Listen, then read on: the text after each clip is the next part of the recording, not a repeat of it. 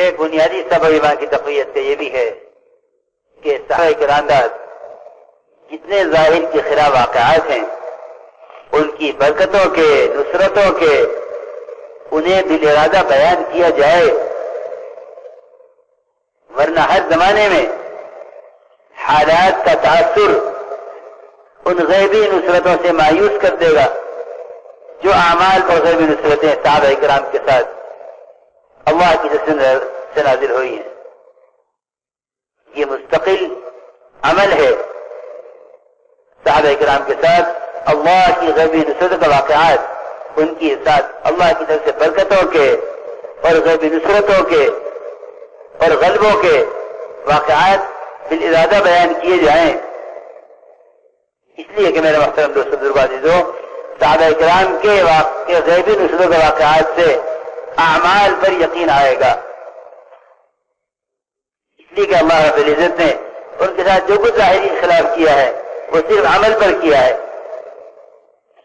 ان کے ساتھ جو کچھ ظاہر کے خلاف کیا ہے اللہ نے وہ عمل پر کیا ہے، اس لیے مستقل ایمان کی تقویت کا سبب ہے کہ صحابہ کرام کے ساتھ اللہ کی غیبی نصرتوں کے واقعات بالارادہ بیان کیے جائیں۔ ایک تاثر زمانے میں یہ پیدا ہو گیا کہ ان کے ساتھ غیبی نصرت اس لیے ہوئی کہ وہ صحابی تھے۔ نہیں میرے محترم دوستو، بزرگو، عزیزو، یہ بات نہیں ہے۔ بات یہ ہے، حضرت فرماتے تھے کہ انبیاء علیہ السلام نبی کے ہوتے ہوئے صحابی کی دعا پر اور صحابی کے ہوتے ہوئے تابعی کی دعا پر ظاہر کے خلاف اللہ نے کر کے دکھلایا، یہ سمجھانے کے لیے کہ قیامت تک اللہ تعالی امت کی مدد اس طرح کرتے رہیں گے جس طرح انبیاء کرام اور صحابہ کرام کی اللہ نے مدد کی ہے۔ اِنَّا لَنَنصُرُ رُسُلَنَا وَالَّذِينَ آمَنُوا فِي الْحَيَاةِ الدُّنْيَا وَيَوْمَ يَقُومُ الْأَشْهَادُ، کہ ہم مدد کرنے والے ہیں رسولوں کی اور مدد کرنے والے ہیں ایمان والوں کی قیامت تک۔ یہ بات نہیں ہے کہ ظاہر کے خلاف اعمال پر جو نصرتیں ہیں وہ صحابہ کے زمانے کے ساتھ مخصوص ہیں۔ نہیں میرے بزرگ دوستو، عزیزو، اللہ رب العزت نے اعمال کے ساتھ جو نصرتیں رکھی ہیں وہ قیامت تک کے لیے رکھی ہیں، کیونکہ اللہ کی غیبی نصرتوں کا نازل ہونے کا جو بنیادی سبب ہے وہ ایمان اور اعمال صالحہ، اور اس کے لیے ان دونوں کی تقویت کے لیے دعوت، اس لیے کہ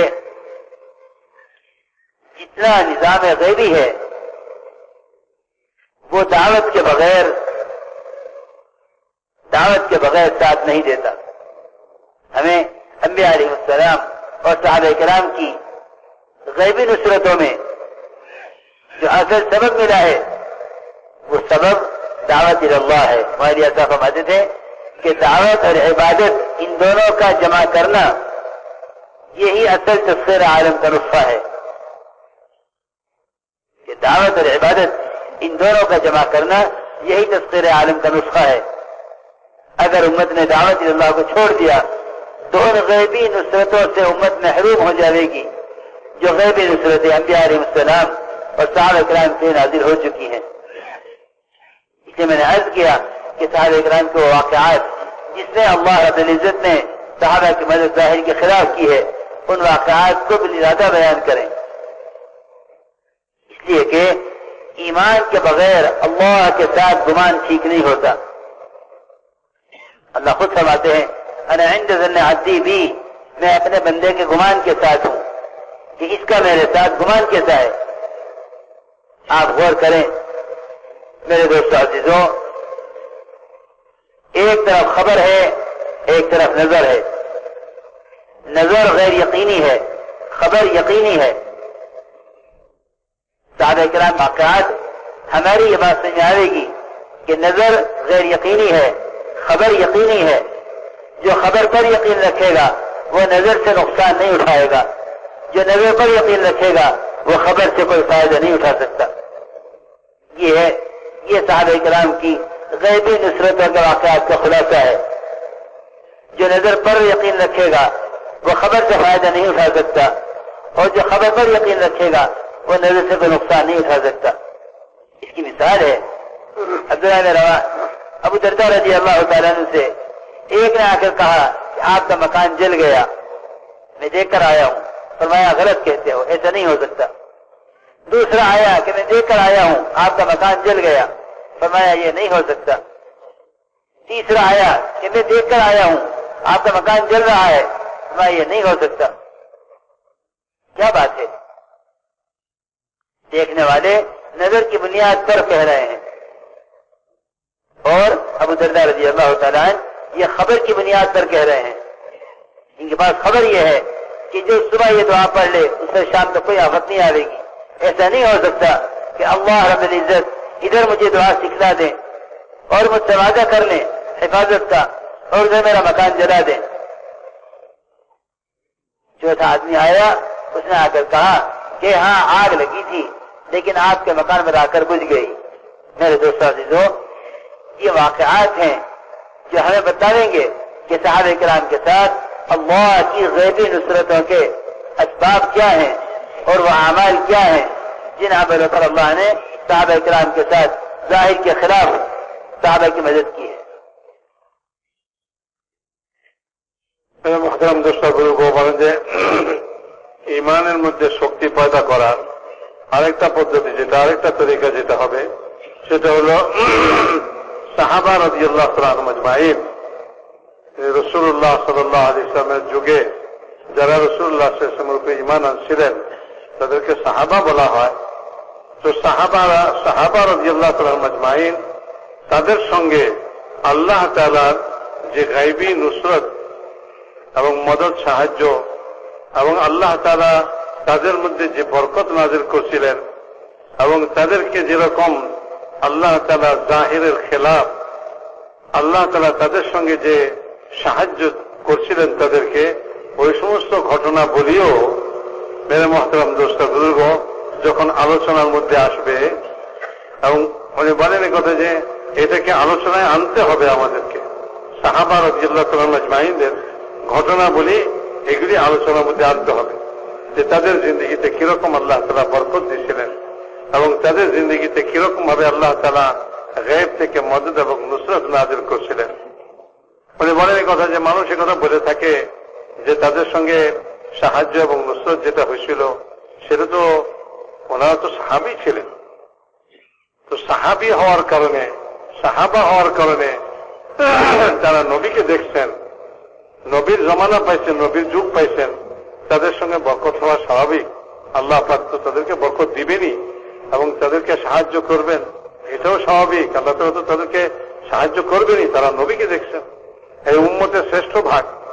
তো মানুষ মনে করে যে সাহাবাদের সঙ্গে যে সাহায্য আল্লাহ তাআলা করছিলেন এবং তাদের জিন্দেগিতে আল্লাহ তাআলা যে বরকত দিছিলেন এটা তাদের জন্য খাস এবং তাদের জমানায় তাদের জন্যই হয়েছে, পরবর্তী জমানায় আমাদের জন্য এটা হবে না। উনি বলেন যে এই কথাটা ভুল কথা। সাহাবা রাদিয়াল্লাহু তাআলা আনহুম আজমাইন তাদের সঙ্গে যে মুআমালা আল্লাহ তাআলা করছিলেন, তাদেরকে যে জাহিরের খেলাফ সাহায্য করছিলেন এবং তাদের জিন্দেগিতে আল্লাহ তাআলা যে বরকত দিছিলেন সে বরকত সাহাবী হওয়ার কারণে নয়, বরং সে বরকতটা ছিল আমালের কারণে। আমলের কারণে তারা ওই বরকতকে হাসিল করছিলেন, আমলের দ্বারা তারা আল্লাহ তাআলার কাছ থেকে সাহায্য লাভ করছিলেন।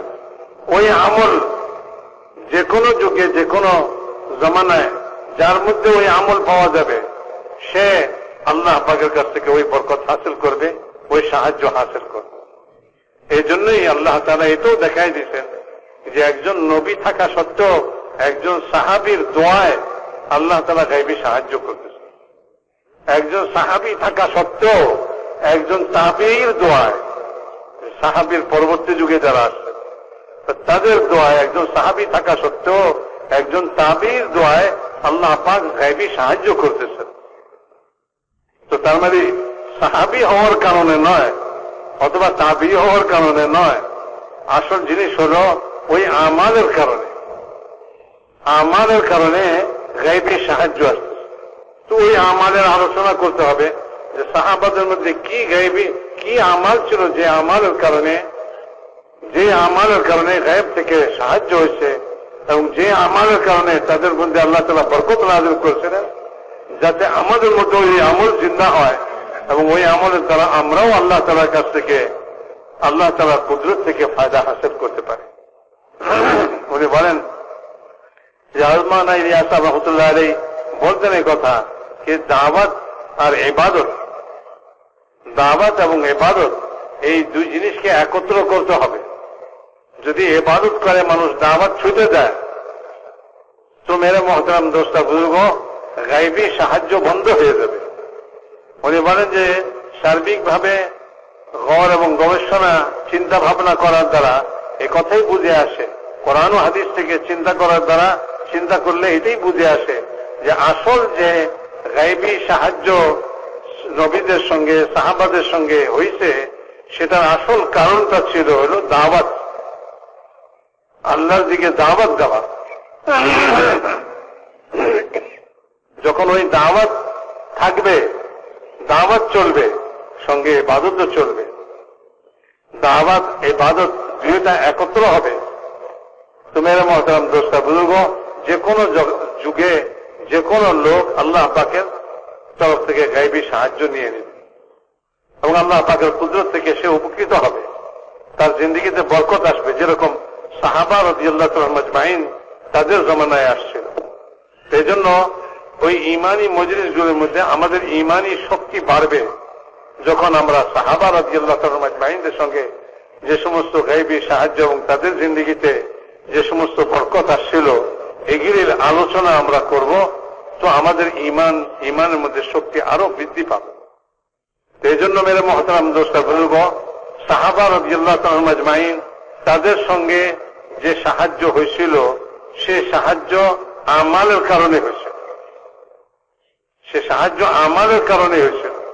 তো কাজেই সে সাহায্য কোনো সাহাবী হওয়ার কারণে নয়, কাজেই এটা কোনো সাহাবী হওয়ার বৈশিষ্ট্য নয়। এই উম্মতের মধ্যে যে কোনো জামায় যে কোনো যুগে ওই সাহাবাওয়ালা আমাল, যে আমালের দ্বারা আল্লাহ পাকের কুদরত থেকে তারা সাহায্য পাইছিলেন, সেই আমাল যে কোনো যুগে যে কোনো ব্যক্তি যে কোনো জায়গায় হবে, আল্লাহ পাকের গায়বী সাহায্য তারা লাভ করবে এবং আল্লাহ পাকের কুদরত থেকে ফায়দা হাসিল করবে। এই জন্য সাহাবাদের ওয়াকিয়াত ঘটনাবলী এগুলি আলোচনার মধ্যে আসতে হবে। এবারে একদিকে নজর, আরেকদিকে খবর। নজর মানে হলো আমি চোখে যা দেখতেছি, খবর মানে হলো নবীরা যে খবর আল্লাহ পাকের তরফ থেকে নিয়ে আসে, নবীরা যে খবর আল্লাহর কাছ থেকে নিয়ে আসে। আল্লাহ পাক আপন কুদরত সহকারে আছেন, আল্লাহ তাআলা গায়েবের মধ্যে আছেন। যত গায়েবের খবর নবীরা নিয়ে আসে, দুনিয়া জমিনের উপরে হোক আর জমির নিচে হোক, দুনিয়া হোক আর দুনিয়ার পরবর্তী জিন্দগিতে হোক, যত গায়েবী কথা নবীরা নিয়ে আসেন গায়েবী খবর। আরেকটা হলে আমরা চোখে দেখি। মেরে মোহতারাম দোস্তা বুজুর্গ বলেন যে হযরত মাওলানা বলতেন এই কথা যে যদি কেউ গায়েবী খবরের উপরে ইয়কিন করে তো নজর যদি ক্ষতিকর জিনিসও হয়, লোকসান করার জিনিসও হয়, তো ওই জিনিস থেকে সে ক্ষতিগ্রস্ত হবে না কখনো। আর যদি কারো দৃষ্টি নজরের উপরে হয়, কারো ইয়কিন নজরের উপরে হয়, তো সে গায়েবী খবর থেকে কখনোই উপকৃত হইতে পারবে না। গায়েবী খবর থেকে কখনোই উপকৃত হইতে হবে। নবীদের খবর সবই তো গায়েব, আল্লাহই পারেন, আল্লাহই পারেন, আল্লাহই কুদরত রাখেন, সবকিছু আছে, ঠিক আছে, আল্লাহ এরকম পারেন। কিন্তু আল্লাহ থেকে, আল্লাহ তাআলার কুদরত থেকে ফায়দা হাসিল করা বলে এটা তো তখন সম্ভব হবে যখন সে নজরকে বাদ দিয়া খবরের উপরে ইয়কিন করবে। যে খবরের উপরে ইয়কিন করলো সে নজরে যদি খারাপও হয়, নজর যদি ক্ষতিকরও হয়, ওই ক্ষতি তাকে স্পর্শ করতে পারবে, যেহেতু সে খবরের উপরে ইয়কিন করে। আল্লাহ আল্লাহ রসুলের খবরের উপরে ইয়কিন করে। আল্লাহ রসুল খবর দিছে, আল্লাহই পারেন, আল্লাহ কুদরতওয়ালা, মহাশক্তিশালী। আল্লাহ তাআলা আমালের উপরে করেন, মানুষ আমাল তৈরি করে, আল্লাহ পাকের কুদরত থেকে সে ইয়কিন করে যে আল্লাহ পাকের কুদরত থেকে উপকৃত হব আমি। এই গায়েবের উপরে খবর তার, এই খবরের উপরে তার ইয়কিন, বিশ্বাস। আরেক হলো যে দৃষ্টির উপরে বিশ্বাস করে, নজরে যা দেখে তা বিশ্বাস করে। আগুন দেখতেছে, তা আগুন দেখে মনে করতেছে যে এই আগুন আমাকে ক্ষতি করবে। দৃষ্টিতে সে নজরে দেখতেছে যে কোনো ক্ষতিকর জিনিস সে নজরে দেখতেছে, আচ্ছা সে চিন্তা করতেছে এই জিনিস আমাকে ক্ষতি করতে পারে।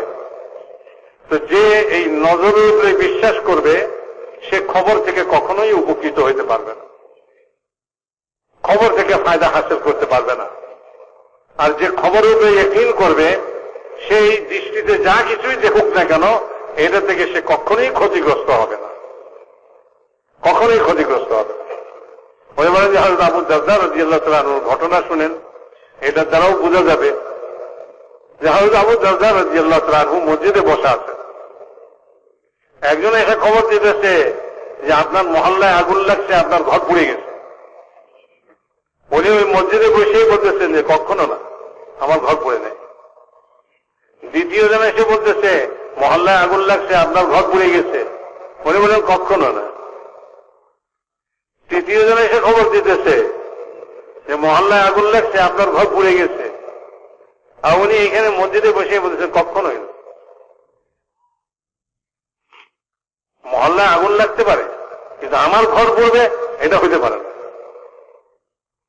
তা আমাকে তো আল্লাহ তাআলা একটা দোয়া শিখাইছেন এবং আল্লাহ তাআলা ওয়াদা করছেন যে যদি সকালবেলায় এই দোয়া আমি পড়ে নেই তো সারাদিন আমি দুনিয়ার সব ক্ষতি থেকে বেঁচে যাবো, আমাকে আল্লাহ তাআলা বাঁচাই দিবেন। আল্লাহ তাআলা একদিকে ওয়াদা করবেন আবার আরেকদিকে আল্লাহ ওয়াদা খেলাফি করবেন, এটা কখনো হইতে পারে না। তা আমি তো সকালবেলা ওই দোয়া পড়ে দিছি, কাজে আমার ঘর পুড়ে যাবে এটা কখনোই হইতে পারে না। অথচ মসজিদে বসে বসে উনি খবরের উপরে ইয়কিন করতেছেন। আর যারা চোখে দেখে আসছে তারা দেখে এসে বলতেছে।